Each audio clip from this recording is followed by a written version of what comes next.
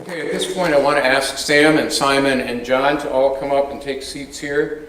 I want to encourage you to put on these little microphones, and one thing to know about them is they have to be really close to your mouth before they do anything at all. So put it way up the lapel if possible.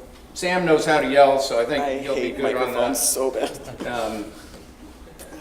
Great. So it was really nice to have a millennial perspective on any of these issues. It's nice to get beyond the gray-haired guys in suits look. I will push back on that I learn a lot from both of these gentlemen quite a bit. So let's, yeah. Millennials have limited use. We have limited use. Diversity is good. That's the University of Michigan motto, after all.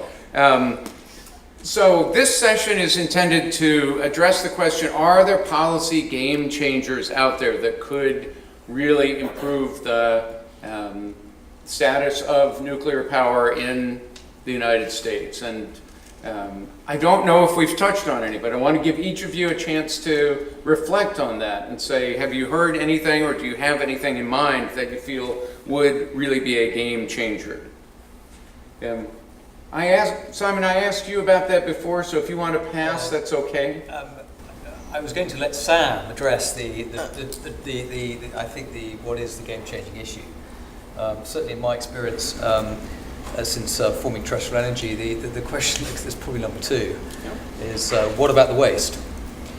And a resolution on this is, I think, very important for the future deployment and the future expansion of nuclear technology, and that's recognised by those involved in the nuclear business that are seeking to expand the industry. It's also recognised by those who see it as a way to constrain. Alicia, do I see a hand indicating that higher volume would be good?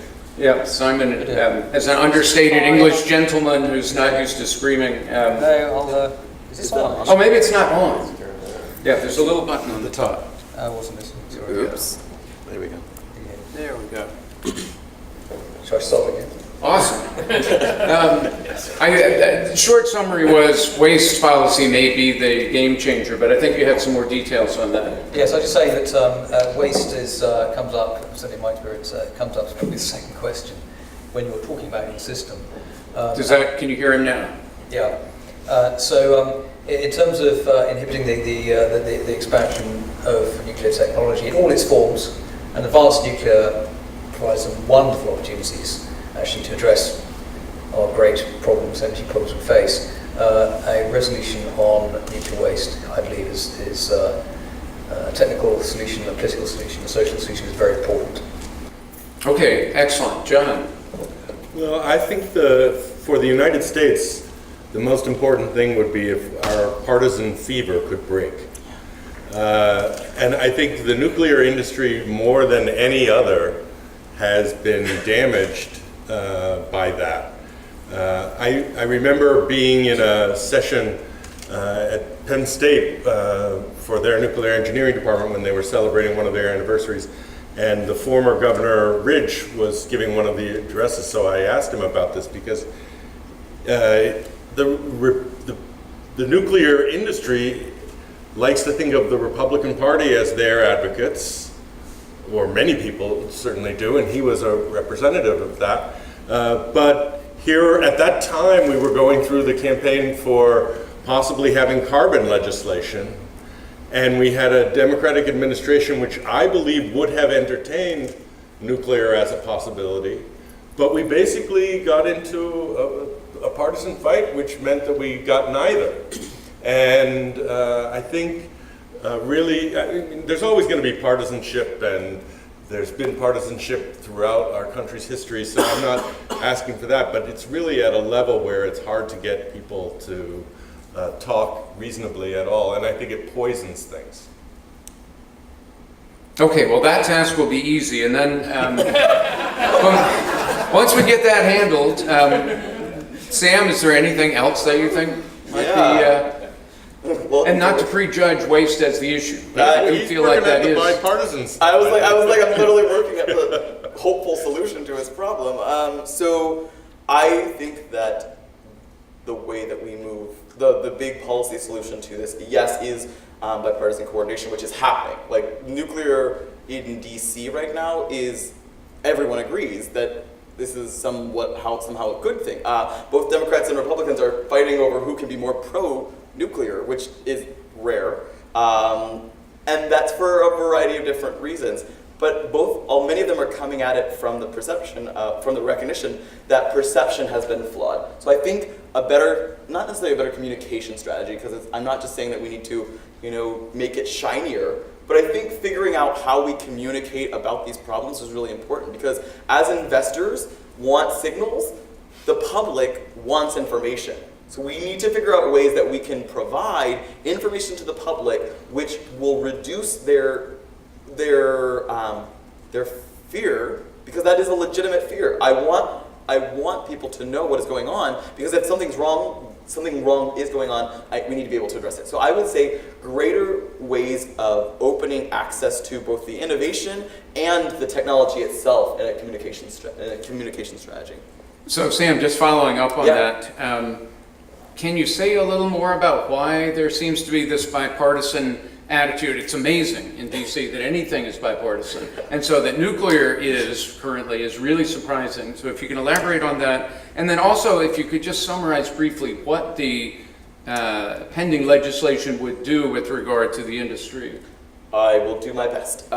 So the major two pieces of legislation currently right now are both acronymed as NECA and NEMA, the Nuclear Energy Capabilities Act, and the Nuclear Energy Innovation and Modernization Act, NECA and NEMA. NECA was passed unanimously by the House and 87-4 in the Senate, which literally just does not happen. I cannot stress this enough that does not happen.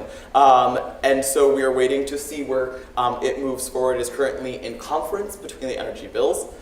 NEMA, which is all about regulatory, so NECA is all about opening up the Department of Energy to access both its data and its resources and its locations in better coordination with advanced nuclear companies. NEMA is about working with the Nuclear Regulatory Commission on similar activities. NEMA has passed through committee with even my great senator from Massachusetts, Senator Markey, who is known to be not very pro-nuclear, and Senator Markey, even through coordination and through his concerns being met, did vote for this bill, which means that it's becoming beyond, which is not to say that partisan politics is done. Believe me, I agree with you, we have a major challenge in that, but that nuclear is a bridging technology to allow this bipartisanship to happen for two reasons. One, and a really quick anecdote, is from the hearing. In the hearing, an excessively liberal senator spoke about, he was voting for this because it would address climate change. To which excessively conservative senator responded, climate change is a hoax, for the senator before, I'm voting for this because this will create national security in our infrastructure and in our energy system. And they were completely at odds on a variety of different topics. But on nuclear, they agreed it was needed. Now, I'm not saying nuclear is needed, again, trying to be in that space, but I'm saying that this is how bipartisanship is moving forward in that space. That's remarkable. And Yeah. can you say anything about what impact you think those bills would have on the industry if they're passed? I would actually turn that over to Simon. I think as a company who's actually going to be impacted by them, I would say government is only one of many levers. He has a lot of other things on his plate that he's trying to work on, but I'm trying to work on reducing stresses from the government. Simon, your thoughts on so that would be most I'll welcome. comment on both items of legislation, and the bipartisanship in Washington is definitely sending a signal to the private sector that advanced nuclear is viewed seriously, and there is serious political intentions to support it. Now, with respect to one of those items of legislation, that directs, encourages, I don't know what the correct verb is actually, but that directs the Department of Energy to face the private sector that's looking to innovate and make its resources, extensive resources, national lab resources, available to support all the many activities necessary to move these advanced reactor systems forward to deployment. The second item of legislation is perhaps more internal.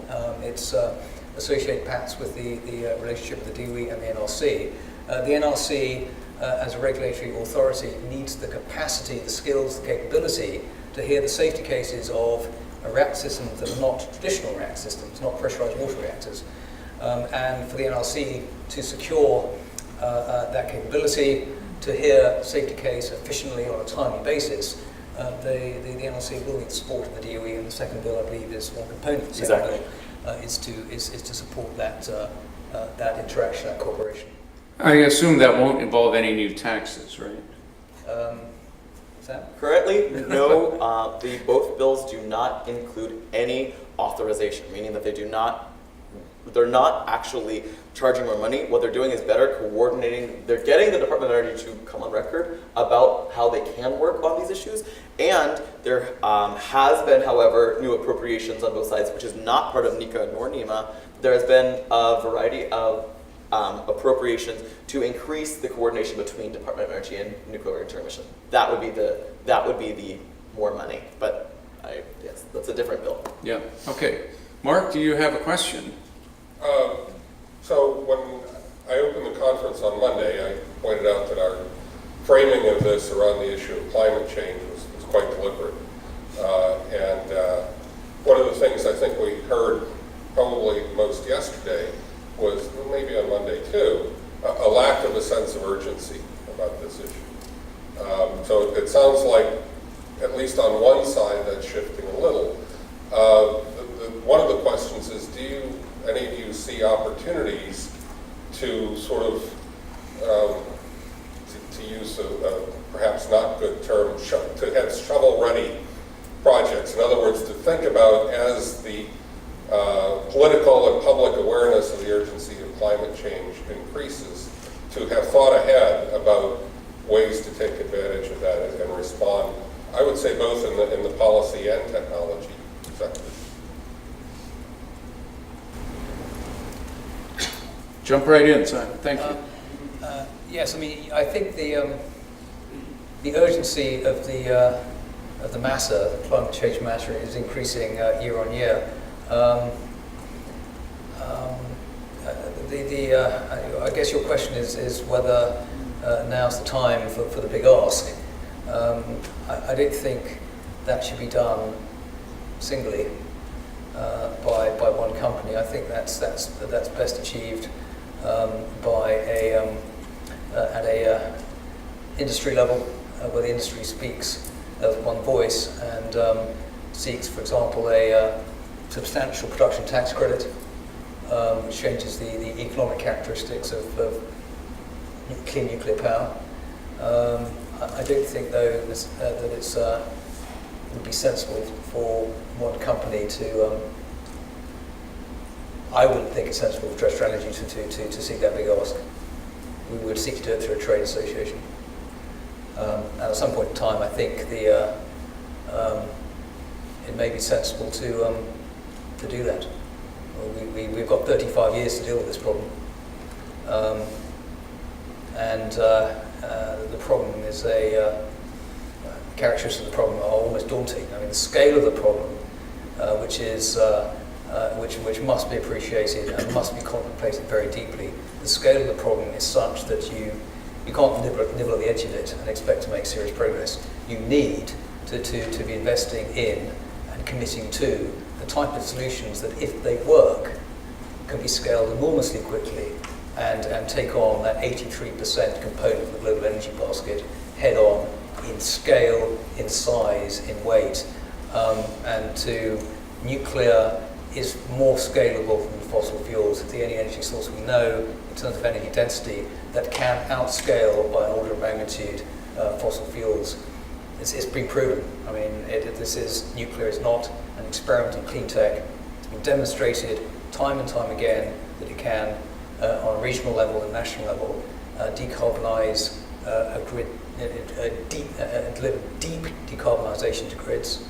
That can be done again. It can be done at a grid level, and it can be done at an industrial level if we invest in next generation reactor systems. Okay, anybody else want to weigh in on that? Really fast on political urgency, I'm still astounded by how fast it's moving.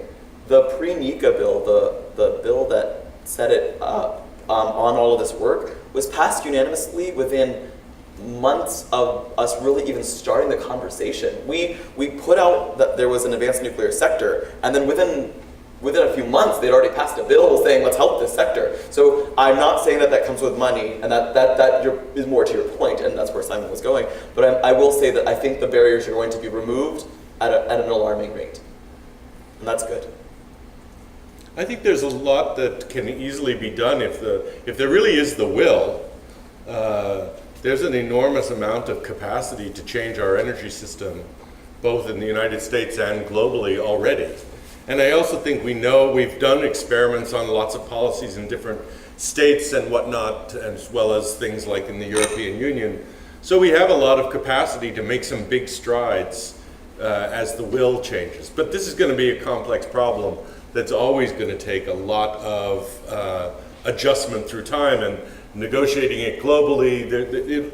There'll be a lot of moments of political will still needing to be strengthened at the same time as technology needs to be revised. But we have plenty of options right now to do more.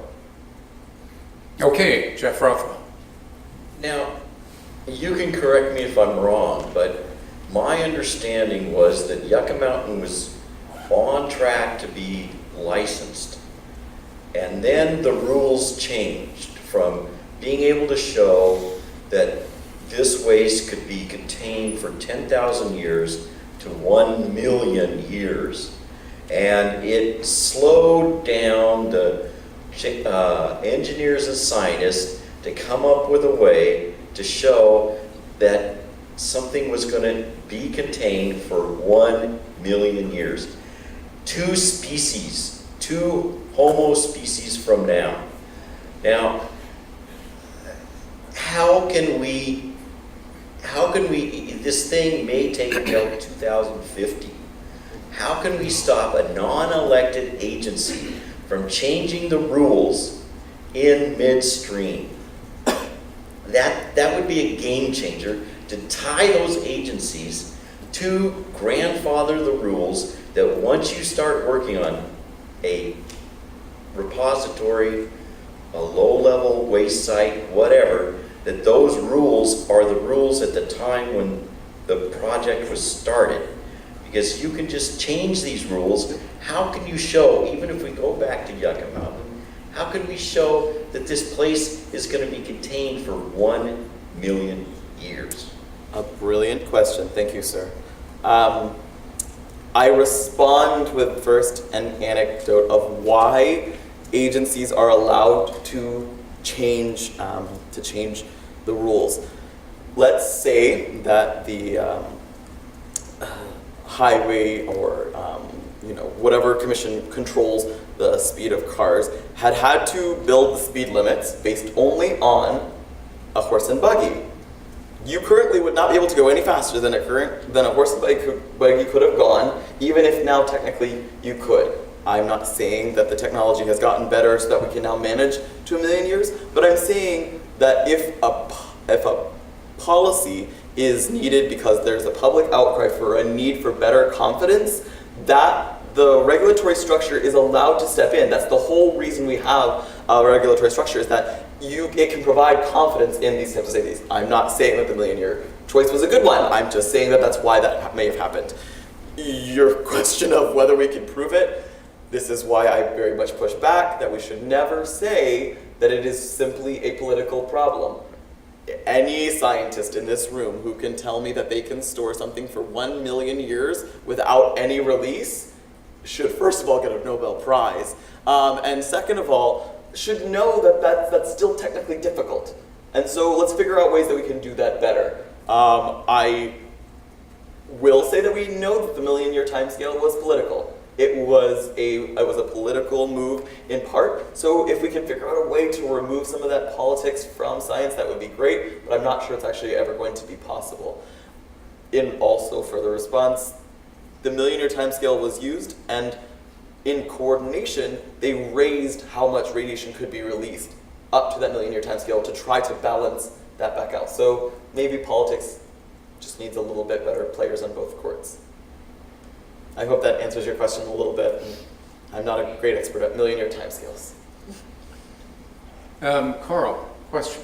Yeah, there's one positive thing that happened. Congress has been impatient with the pace of advanced nuclear development, and the House Armed Services Committee required the Defense Department, the Secretary of Defense, to give them a briefing on low-energy nuclear reactions, the cold fusion reaction. I'm wondering what other kinds of things we might ask Congress to do to try to require, say, the DOE to answer questions they should know the answer to about advanced nuclear power.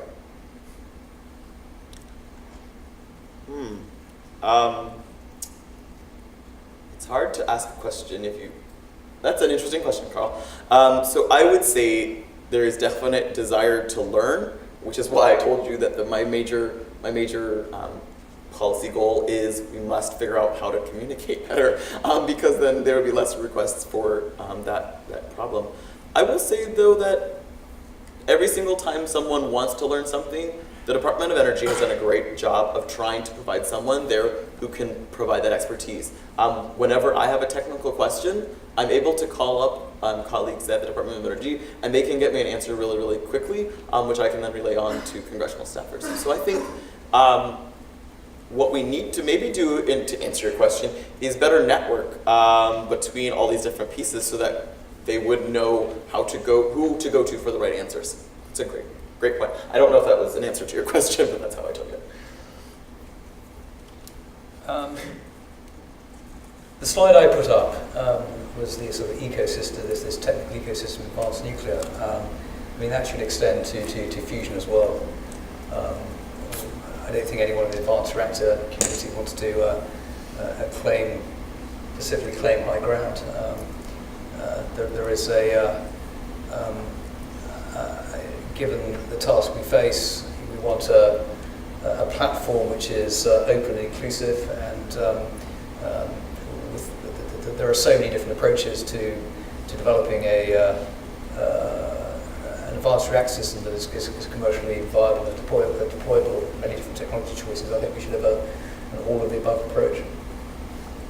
Okay, let's go over to Susan Fancy. So I'm curious, starting with Simon, but you guys may have an opinion as well, to what extent the reactor that you'll be building at Idaho National Labs will allow you to demonstrate the business viability of the technology. I guess, from a regulatory perspective as well. Let me explain that a little bit. I'm curious, since you are building it on the site of a national lab, if you'll have to comply to the same rules as if you were building it in Kansas, or if it's more, a place where the NRC can sort of look at you from afar and say, what do we think?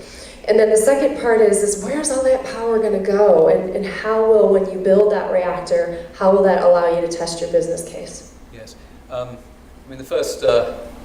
first citing point is there a market need, and the grid in the Idaho area does have growth capacity on it to support additional. You've got a business case for additional capacity, and that's partly to do with the retirement of old coal-fired power stations in Utah. So it's that regional grid can feed the replacement of power when these coal-fired power stations retire. So it's going to be a commercial plant, and being a commercial plant, it will be under the full jurisdiction of the NRC. There are some carve-outs associated with research reactors. If you're intending to build a demonstration commercial reactor, you are a long way away from any of those carve-outs. This will be fully regulated with the NRC. Does that address your question? Thanks. John or Sam, did you want to weigh in on that? So I think there's actually a lot of important questions to be resolved along this line. The Department of Energy just put out last week this advisory board recommendation for how what kind of a format they envision for government cooperating with some of these companies working on advanced reactors. And they had sort of this vision, which might be conveniently labeled Fed Corp, where they'd be funding these kinds of demonstration and deployments.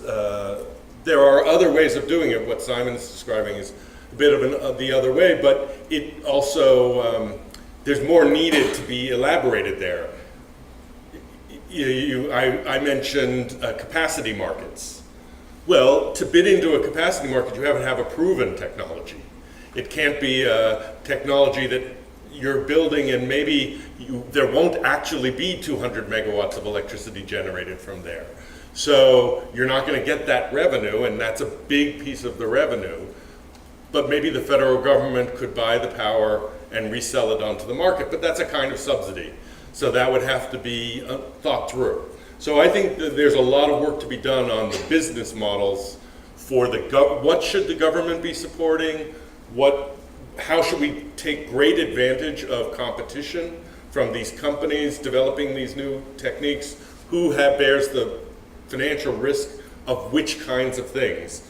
That's an important area for work. A lot of research and thinking could be done on that area.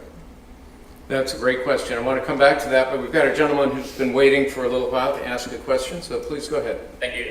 So every country that uses nuclear power to some extent is, looking into at some point needing a geological repository. And of course, for every country to do this, it's, cumbersome, it's expensive.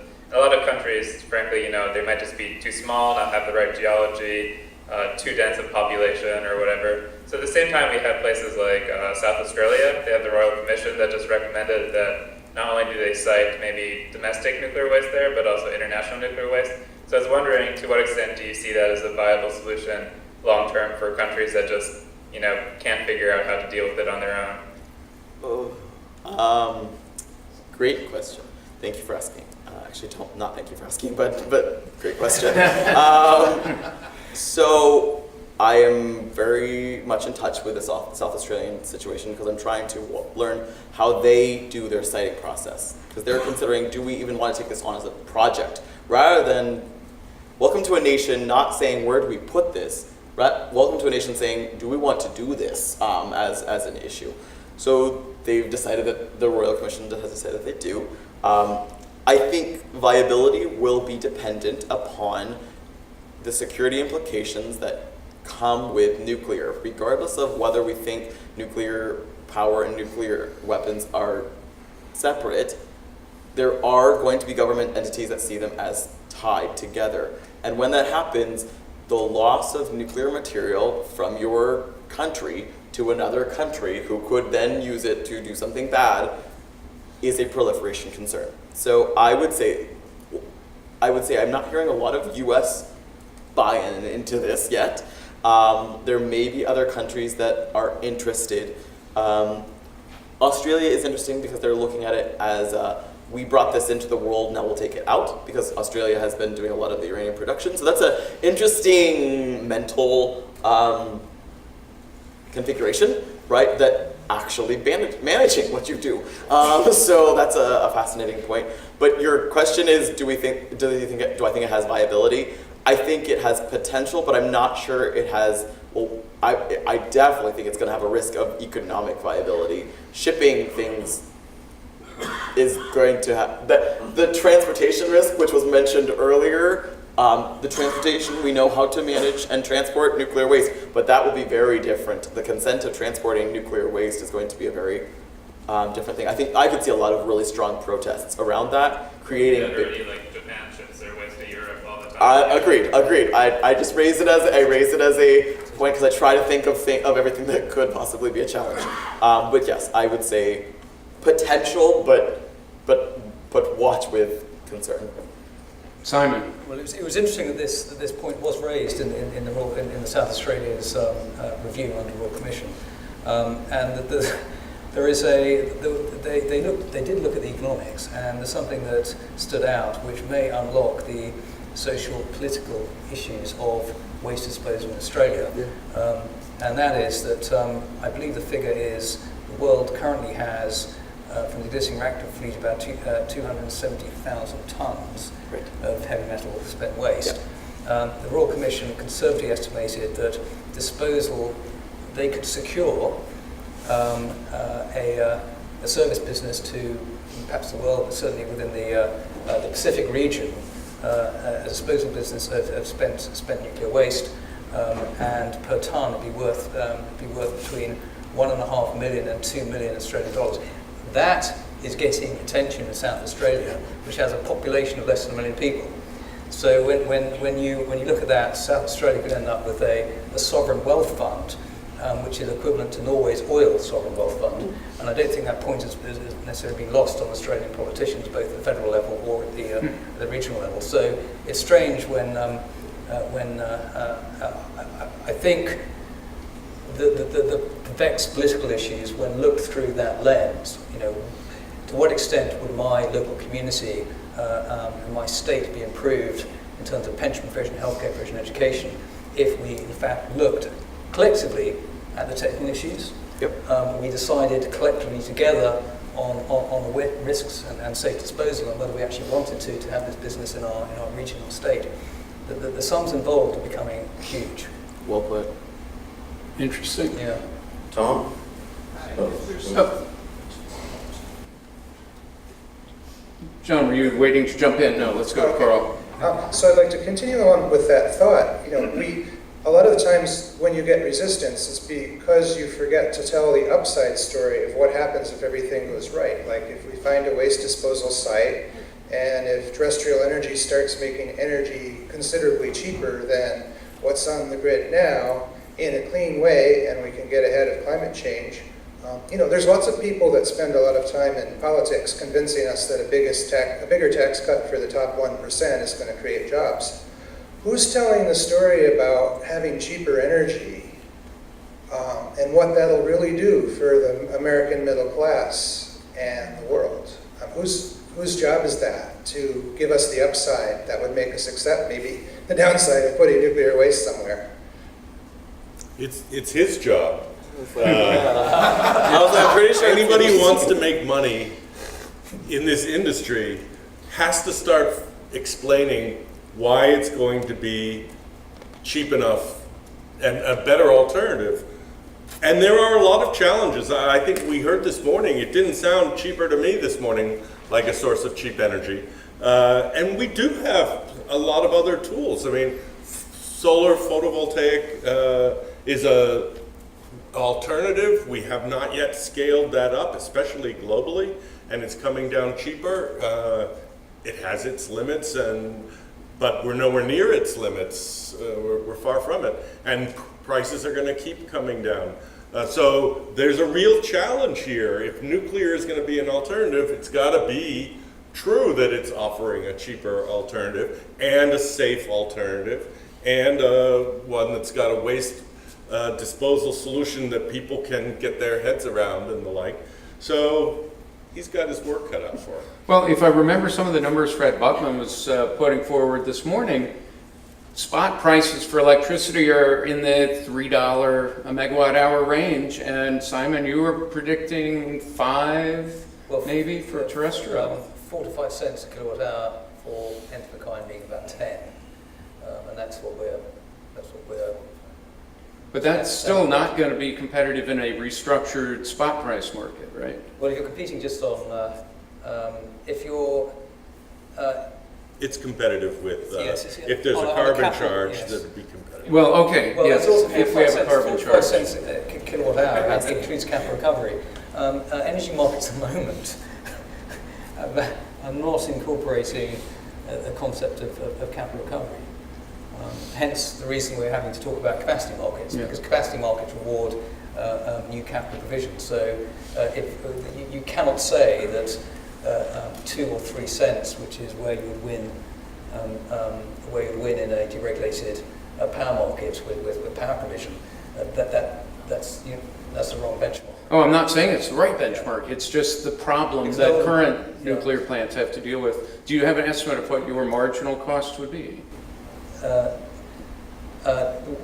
We will dispatch at 45 cents. Our cost of dispatch is 45 cents a kilowatt hour. So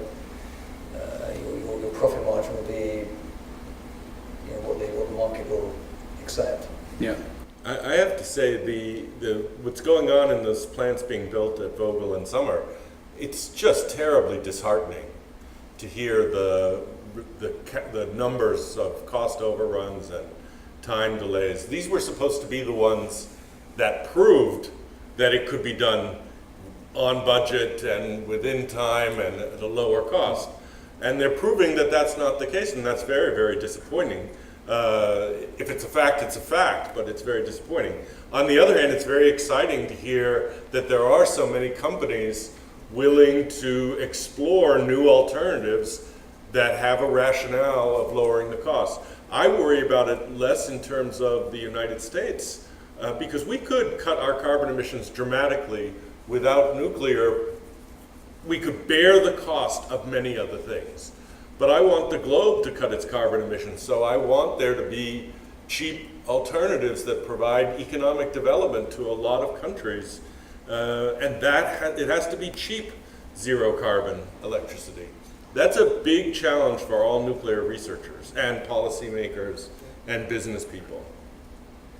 So speaking of cheap, let's go back to Jeff Rothwell, who had a lot of data on exactly how expensive these things were. And I got up here when we were talking about moving waste around the world. And the first stop on the Rothwell World Tour was in Vienna for a meeting of the Joint Convention. It was a topical meeting of the Joint Convention that defines what you have to do to be a member of the IAEA. So it's about non-proliferation and moving waste around the world. Inside the Joint Convention, it's basically a polluter pays principle.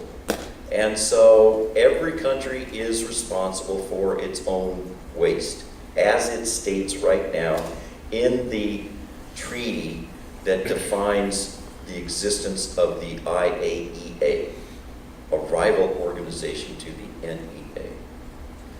Now, my understanding, and you can correct me on this, is that South Australia is a state, not a nation. And this is not national policy in Australia, this is state policy. Now, just to give you an idea of how difficult it is to negotiate these things, Slovenia and Croatia share a nuclear power plant, and they cannot come up with a program to deal with the waste for that plant. So they're dividing the waste from, or the spent nuclear fuel, from one power plant, 50-50.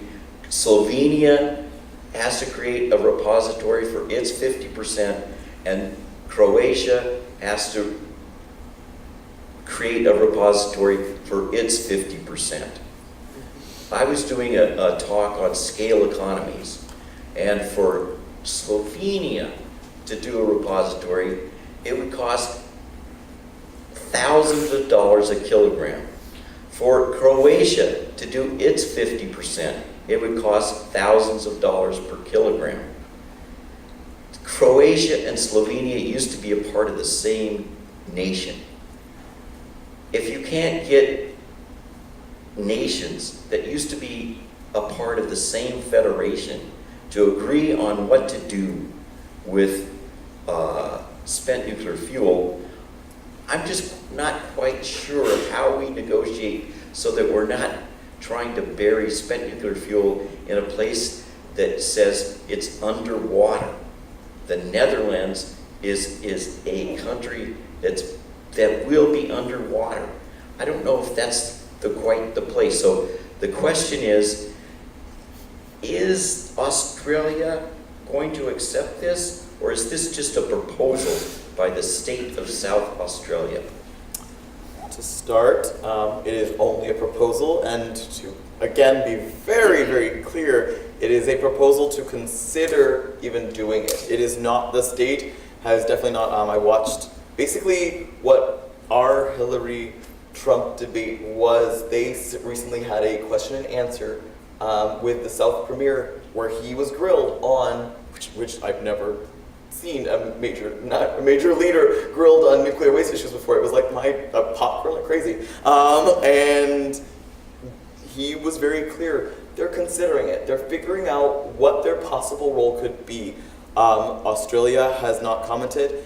They will need to be dealing with not only Australia, but also the native people. I think that we sometimes forget when we think of nations, we forget the native people to that nation. And so that will be all under further consideration. I note that I said, it's an idea, but watch it with concern. We will have to wait and see to see where they go on this. I think the most important part is that they're having the conversation in a very slow, methodical, and open process, that it is something we can learn from.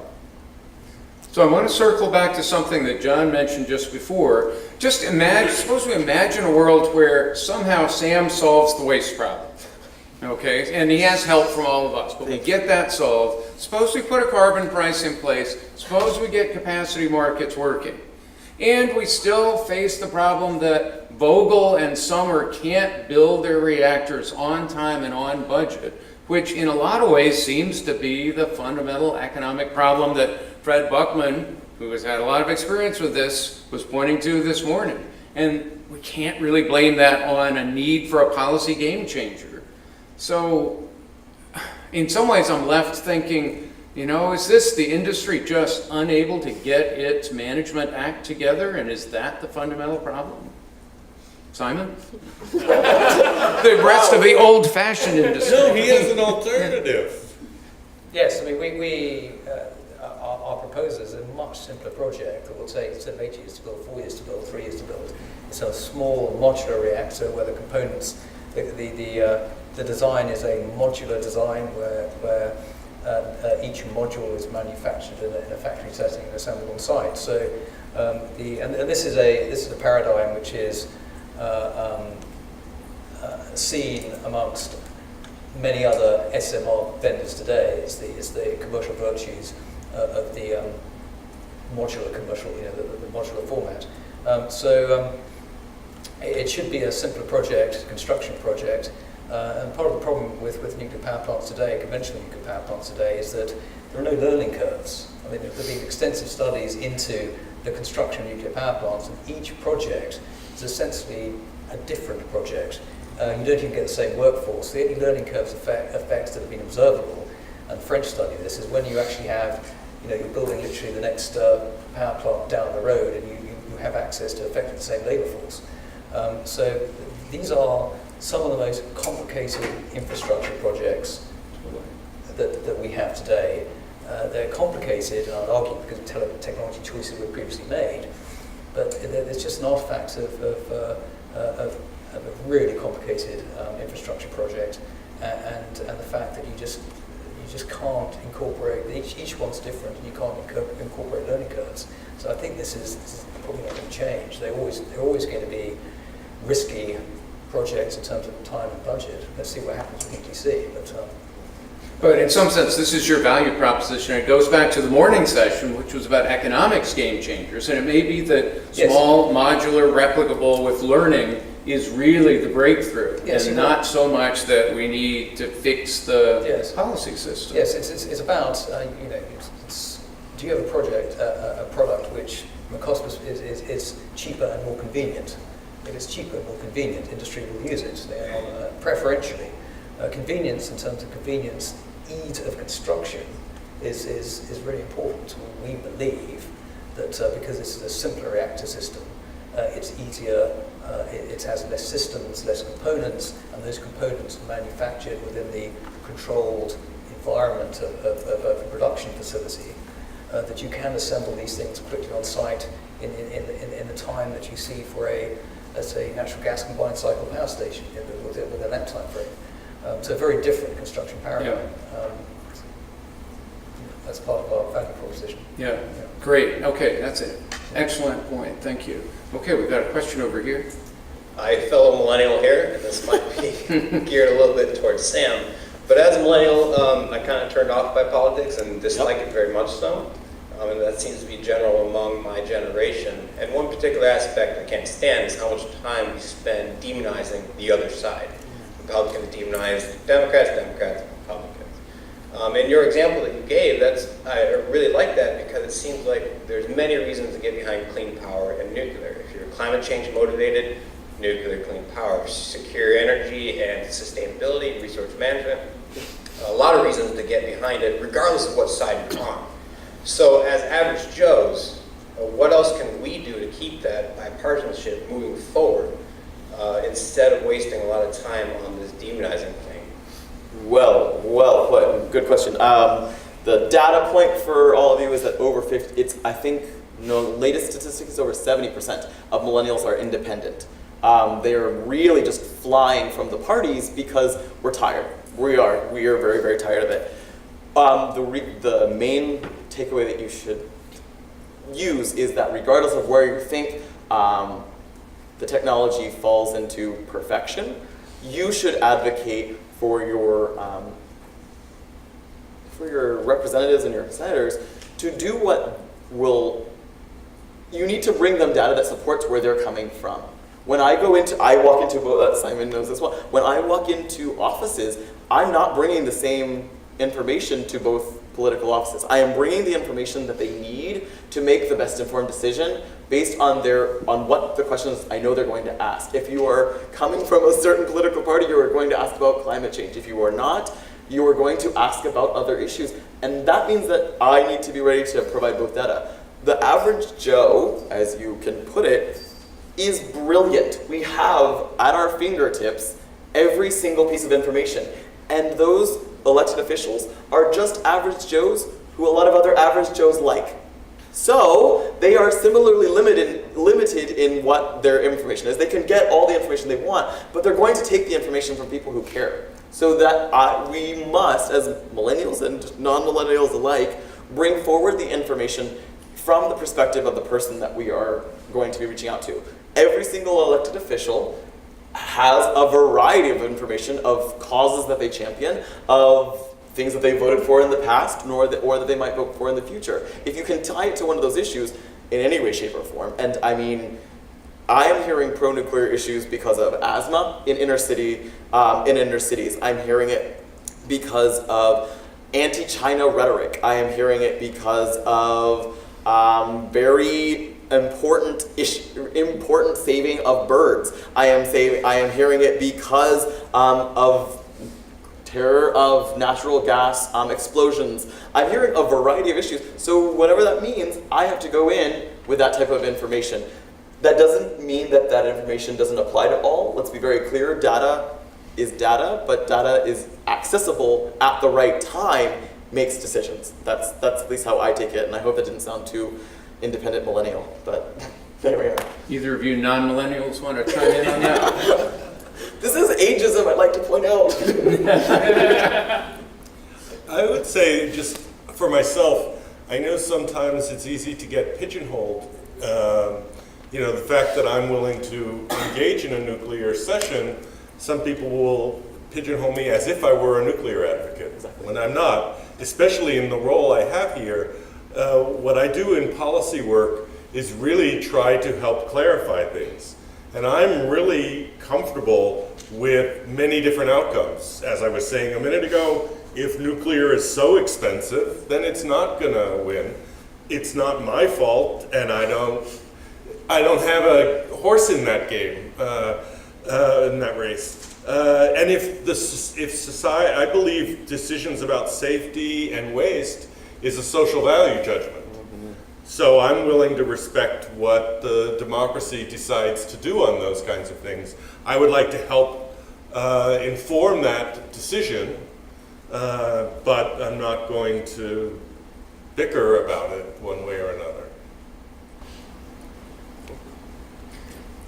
Professor Bartow.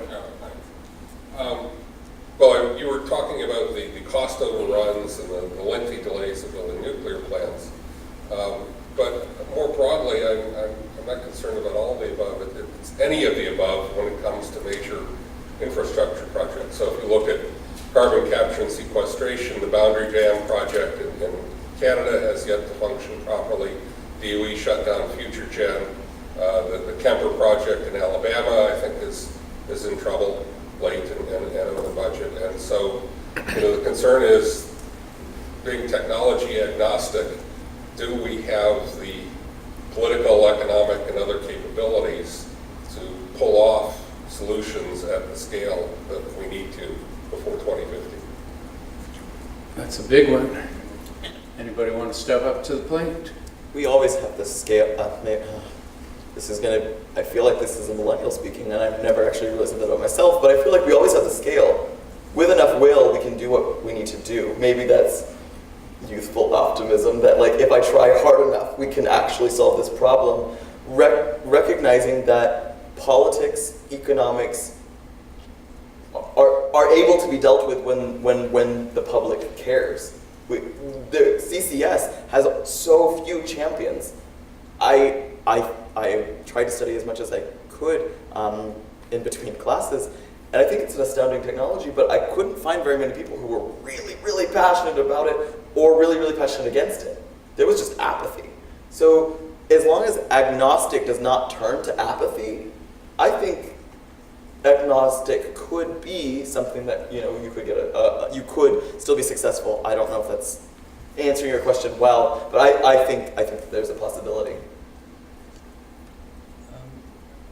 I don't think because there's a risk exists that when you embark on trying to demonstrate commercially the new, that those risks are such that you should try in the first place. I mean, are risks, if you believe subscribe to the full... Oh, we can't hear you in the back, Simon. It's gone off again. Okay, so my point was,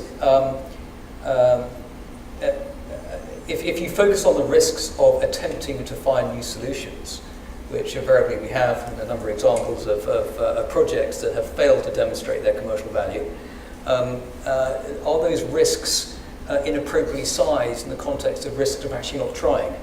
I think we have to be prepared to take those risks. I commend a number of private sector companies whose chief executives have said, it is in our shareholders' interests, escaping from the tyranny of the discount factor, it is in our shareholders' interests in looking at broad measures that we commit to these type of projects.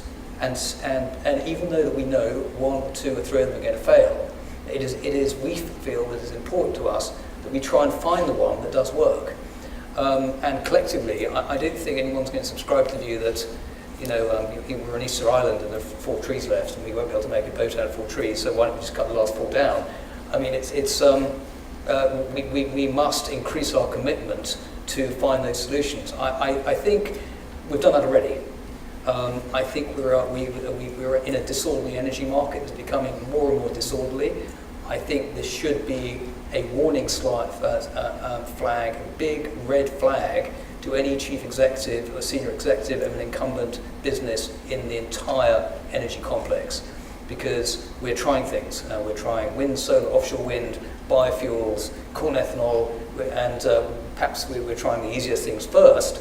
More difficult things such as advanced nuclear, we're saying, well, we have to try that now. But the evidence of that is all around us. I mean, we see windmills going up on ridges. We're trying distributed grid type constructions. One of these will work, and one of these will point clearly the direction towards a new energy paradigm, which addresses what the real social needs are, I believe, and that is secure energy, cost competitive energy. Without cost competitive energy, we don't have the economic engine to support the sophisticated society that we aspire to be able to support. That is schools, hospitals, social safety nets, all that. So we must have cost competitive energy, secure energy, and it has to be clean energy. I think there is a social need to risk, political risk, reputational risk, financial risk, to place those risks on projects that individuals believe have commercial merit and address our needs. So I applaud failure to some extent, because without failure you're never going to find a successful project. So we've got, looks like another questioner over on the side. Yeah, we've seen a lot of talks about, this morning there was a talk about they were looking to build a nuclear power plant. They got their license and then they said, nope, we're not going to do that because the price of natural gas tanked to nothing.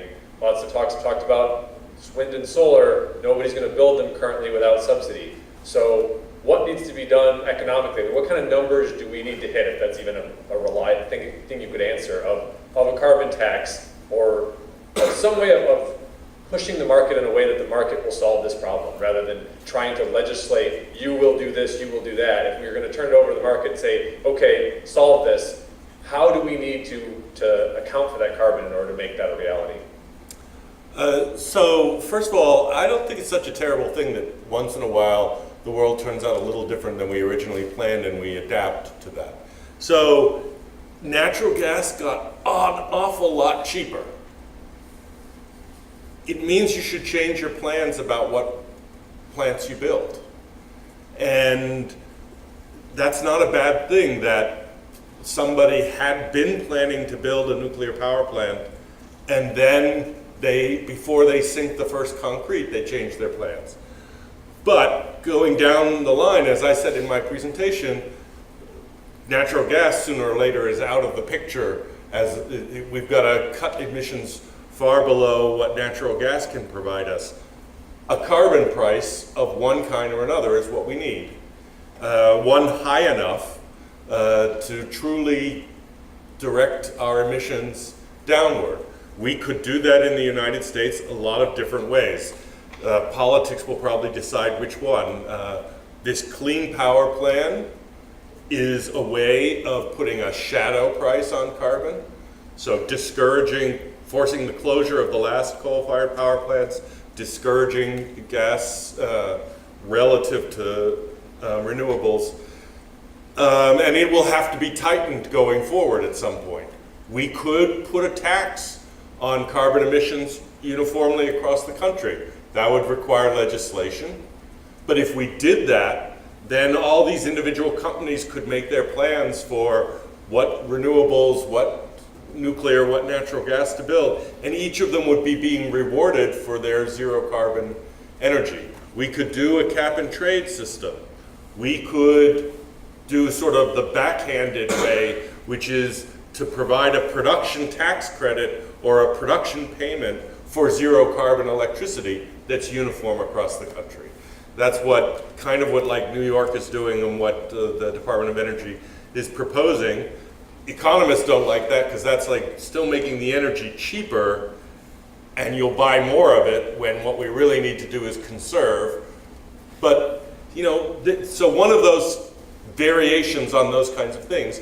And we've been moving in that direction in different states with our renewable policies. It's a patchwork, but life's a patchwork. It would be better to substitute something that's a little bit broader based across the country, but we'll get there one way or another. It might not be a pretty path. So as we draw to the end of the time for this panel, I want to thank you, gentlemen, for all the insights into policy game changers and possibilities. I know for me, the whole conference has been extremely enlightening and made me much more aware of the energy that's going on in the nuclear sector. And I hope the rest of you have also felt that you've expanded your horizons and learned a lot. Mark, did you have any closing remarks that you wanted to make as we wrap up this conference? Well, let me echo those and thank those of you who've joined us, and especially those who've been here for all of the 2.5-day sessions. And I'd like to acknowledge the staff, particularly Susan Fancy, who really put in most of the heavy lifting.